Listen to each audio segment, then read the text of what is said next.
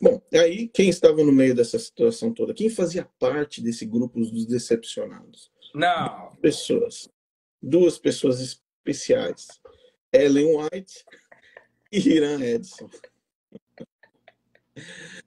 Gente, é sério. Eu posso pedir desculpa depois, mas é engraçado. É uma história, não parece um filme? Parece um filme. Parece um filme de terror para aquelas pessoas daquela época, com certeza, né? Duas pessoas. Na noite do desapontamento final, da última data, da última tentativa, naquela madrugada, pastor, tinha um homem chamado Hiram Edson. Esse camarada tinha arregimentado centenas de pessoas para ir para o local alto esperar Jesus no meio da floresta. Jesus não voltou e o trauma aconteceu. Então ele estava traumatizado, decepcionado. Ele decide, então, depois de perceber que Jesus não voltaria, ele caminha até um outro ponto, um local de culto, onde eles se reuniam fazendo uma vigília, alguma coisa do gênero.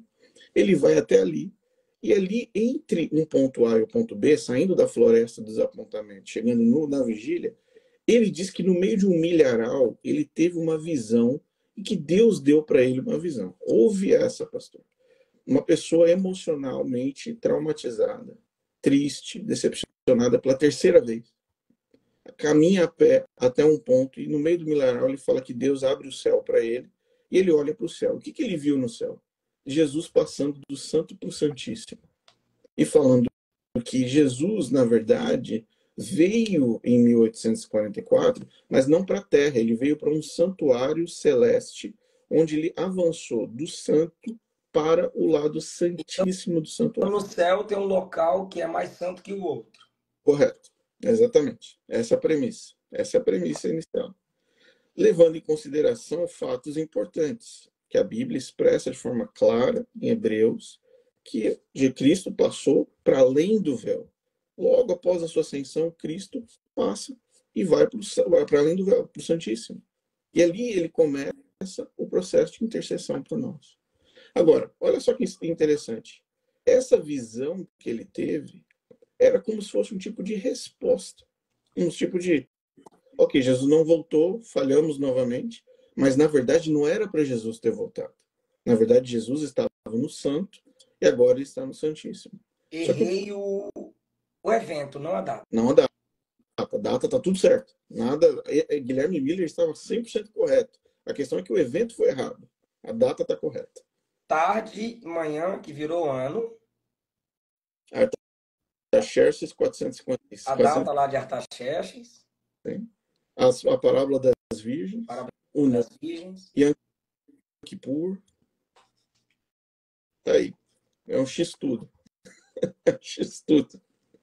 Vai lá. Bom, resultado. Qual que foi o problema qual foi o desafio dessa situação? Ele estava com um amigo dele quando ele estava passando pelo milharal chamado Crozier. Crozier era um cara que tinha uma certa relevância, um cara estudado, um cara que tinha uma certa influência, né, no meio.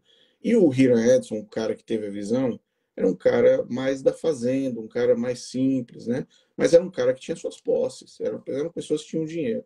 Abrindo um parênteses aqui, nenhum dos líderes do movimento das decepções vendeu as suas posses. Ah, Só os os seguidores. que criam no que eles pregavam tinham que vender as coisas. Eles não. Eles não. Então, Eles assim, não vendem. será que o povo cria mais do que eles? Eu acredito que sim. Eu acredito que sim. Porque, vamos dizer, se você vende tudo, né, pastor, é porque você está apostando tudo, né? Está apostando tudo. Eles não apostaram tudo. Os líderes não. Então, na hora que esse Crozier, que é o amigo dele, estão lá no meio do milharal, ele tem a visão, Jesus passando, né, do santo para o santíssimo, o amigo dele fala assim, meu amigo, a gente precisa publicar isso. Vamos colocar isso num jornal. Eu tenho acesso a uns amigos que têm os jornais e vamos espalhar essa visão que você teve. Porque se Deus te deu essa visão, tá aí a explicação porque a gente está se decepcionando tanto. E já tinha uma doutrina ortodoxa, Eles todos vieram de igrejas com base presbiteriana. correto. O próprio William Miller, o Guilherme Miller era batista. Então, não eram pessoas que eram assim avessas à palavra, eram pessoas que estavam motivadas por um grande aquecimento nacional daquela época, a encontrar respostas para a Toda segunda. seita é assim, pessoal. Toda seita é assim, queridos. Vamos abrir mão, primeiro, das escrituras, vamos abrir mão de 2000 anos de teologia histórica, e aí a gente inventa a nossa aqui, porque nós temos quem nos apoie, quem nos patrocine, nós temos o nosso público. Sim, exatamente. E aí, o que acontece? Ele fala, o Hira Edson, olha que as palavras dele, vou ler aqui rapidamente. Enquanto passávamos por um grande campo, fui parado mais ou menos no meio do campo. Olha o que o Hira Edson disse. O céu parecia aberto à minha vista e eu vi distintamente, claramente, que em vez do nosso sumo sacerdote sair do Santíssimo, do santuário celestial para vir para a terra, no 14º, 7º mês, que era 22 de outubro, ele pela primeira vez entrou naquele dia no segundo apartamento do santuário.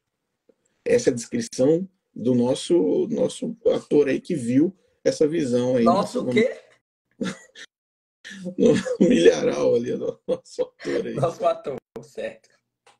E aí, beleza. Resultado, eles, os dois amigos saíram correndo e falaram assim, vamos fazer o seguinte, vamos publicar isso daí, porque mais crentes precisam saber dessa sua visão.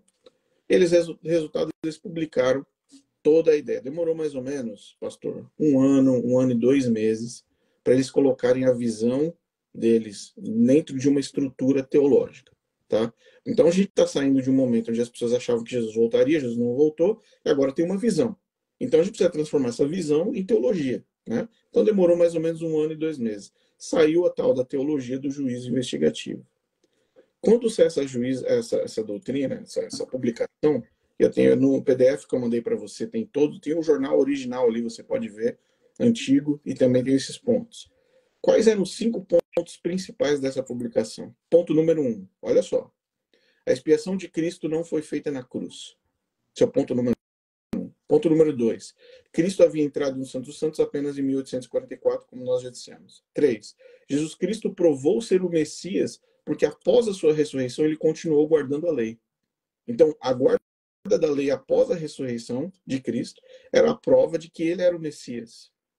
Não era a prova, qualquer outra evidência que Cristo tivesse oferecido durante o seu ministério, não era suficiente. Era nem a própria ressurreição, era a guarda da lei.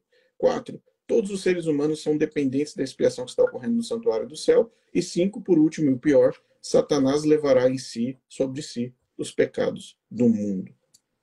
Satanás vai levar os pecados do mundo nas costas dele.